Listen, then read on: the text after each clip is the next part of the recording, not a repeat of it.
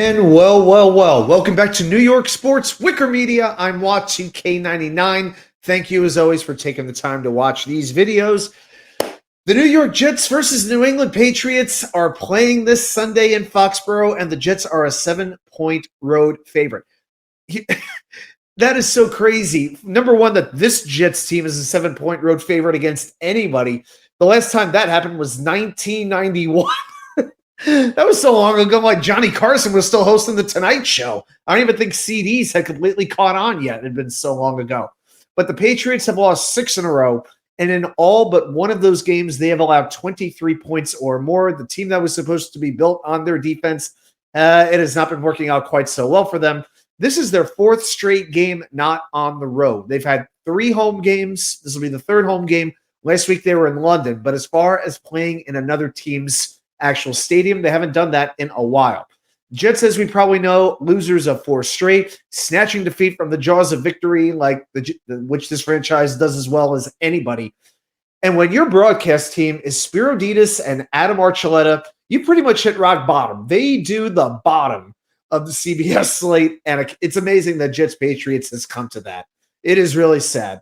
All right, let's break down the matchups. We're going to do both sides of the ball, give you some other game notes. First of all, when the Patriots offense has the ball against the Jets defense, well, the New England offense is averaging 262.9 yards per game. That's 30th in the NFL. Their 14.1 points per game are tied for 30th, and only Miami is worse, although I think that's about to change with Tua coming back.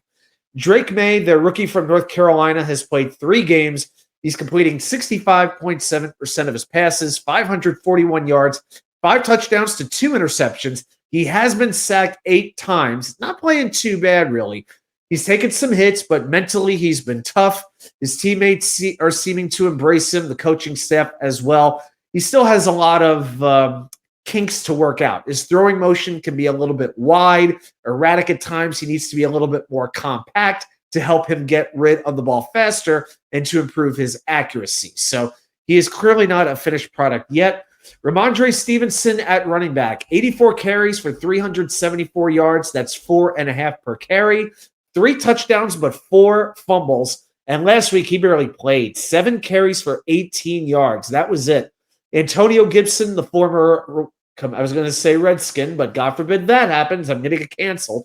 Antonio Gibson right behind him, 51 rushes for 230, 4.5 yards as well. He typically gets used a lot on 3rd down. I wouldn't be surprised this week to see him get more carries than Stevenson again. He's also a threat to catch the ball out of the backfield. Jets got to be aware of that. And yes, the Patriots have struggled to run the ball a little bit, but we know the Jets have done a very poor job at stopping the run. Now, when it comes to the passing game, no Patriots wide receiver or tight end has multiple touchdowns this season. There's a number of them that have 1 touchdown, but nobody has 2 or more. Tight end Hunter Henry has a team-high 313 receiving yards, 27 catches on 39 targets, 4 plays over 20 yards. So they definitely target him extensively.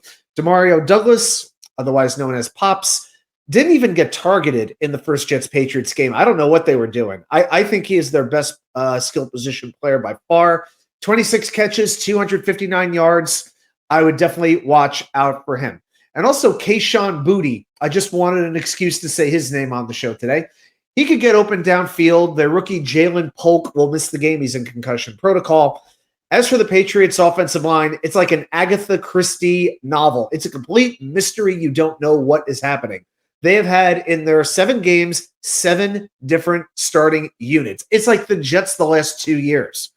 Outside of Mike Onwenu at right guard, it's pretty much a toss-up. You have several projected starters who are questionable in Verdarian Lowe, Michael Jordan, not that one, and Sidy Sal. They're on their 3rd string center in Ben Brown. Both of the Andrews centers are out, David and Jake.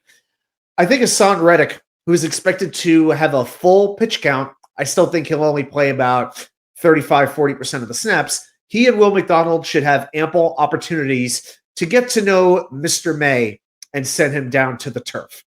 I'd like to say Quinnenwilliams will have a good chance to be noticeable, but that hasn't been the case at all this year. And the good thing for the Jets is their secondary is getting healthier. DJ Reed and Michael Carter II will play, so they will have their full array of cornerbacks Tony Adams still has a bad hamstring. He is a game time decision.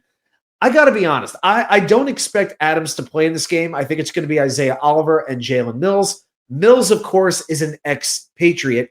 I would put him on Hunter Henry. Mills is a good run stopper, but he has good coverage ability as well. Either one of them, really, because Isaiah Oliver can play the slot corner. But I would try both of these cornerbacks on Hunter Henry and see what they could do, because Mills and Oliver both have that really good versatility. And I would dare anybody else in this offense to beat me. I want to take Hunter Henry out of this game as best I possibly can. All right, now let's do what we always do. Let's flip the script. When the Jets have the football, Jets fans start drinking. No. So the Patriots defense allowing 359.6 yards per game. That's 25th. 25 points per game even. That's 23rd. Here's a stat to know about the New England defense. They are allowing 46.5% of opposing third downs to be converted. That is just 29th in the NFL. The Patriots defense doesn't get off the field. And with Aaron Rodgers, as long as he's protected, I think that definitely plays into the Jets' favor. Now, in their previous 4 games, I want to talk about the Patriots' run defense, though. They have surrendered 667 yards and 5 touchdowns on 122 carries. That comes out to allowing 5.5 yards per run. And against Jacksonville, a team that is not exactly known for doing much well at all, they made a few personnel changes. Didn't matter. They still allowed 171 yards and 2 touchdowns. Jacksonville, the run game was going so well. They ran the ball 17 plays in a row against the New England D. Now let's talk about some of the players. Devin Godchow, getting a lot of time. 50 snaps last week, had only 1 tackle. Keon White, defensive end, 4 sacks, 4 tackles for a loss, 3 passes defensed. Mispracticed on Wednesday with an ankle injury, was limited on Thursday. The bottom line is this. Losing Jawan Bentley devastated this team. He was their leader, their organizer. He is their CJ Mosley, and they don't have him right now.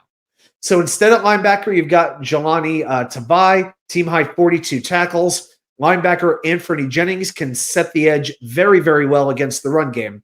In the secondary, you've got Christian Gonzalez and Marcus Jones at cornerback. Kyle Duggar at safety, 35 tackles, 4 tackles for a loss, 2 passes defended. Jabril Peppers is currently suspended, so they are missing him.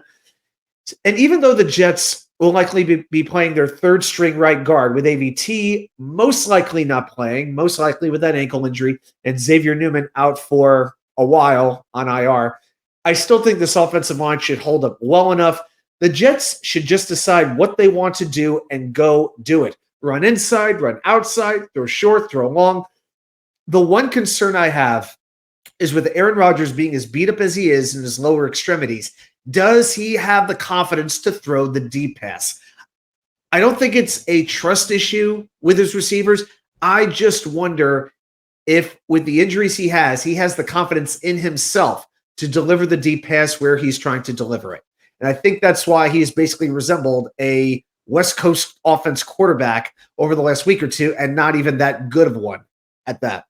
I think the Jets need to get off to a quick start because the Patriots, their offense doesn't have enough to come back. I want to see some Braylon Allen in this game.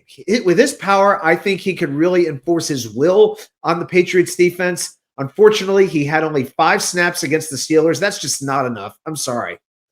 And then you have Alan Lazard. He's a game-time decision, so you might see a little more Mike Williams this week. I'd like to think you'd see some Malachi Corley, but, trying to find him, it's like trying to find Jimmy Hoffa's corpse at this point. All right, a couple other game notes that I want to mention. New England has the worst home record, 1-11, since the start of the 2023 season. Their 6-game losing streak is their longest since 1993. They actually lost 14 in a row in 1990. And just in case you're wondering, the Jets have had 18 losing streaks of 6 games or more in their just wonderful history. Oh, it's sad. The kicker for New England is Joey Sly. He's 10 for 12 on field goals, 9 for 9 on extra points. Jets, on the other hand, are converting just 61.5% of their field goals. Greg Zuerlein has been hideous, as you all know. The next worst team is Miami at 71% of their field goals. Crazy. And yet, the tickets are still high in demand for this game. The cheapest ticket on the secondary market is $105 last I looked. Look, we could talk about the matchups all day long. It comes down to this. How bad do the Jets want it? Are they going to play how they're capable of playing? How much do they care? It's really that simple. Because if the Jets play just a good game, not a perfect game, they should beat this team by double digits. Will they do it? Do they care? We're going to find out, and we're going to find out quickly on Sunday. All right, everybody, those are my thoughts on Jets Patriots. Everybody, thanks so much for watching. Have a great rest of your day, and I will see you right back here with more content from you know where. The Wicker Chair.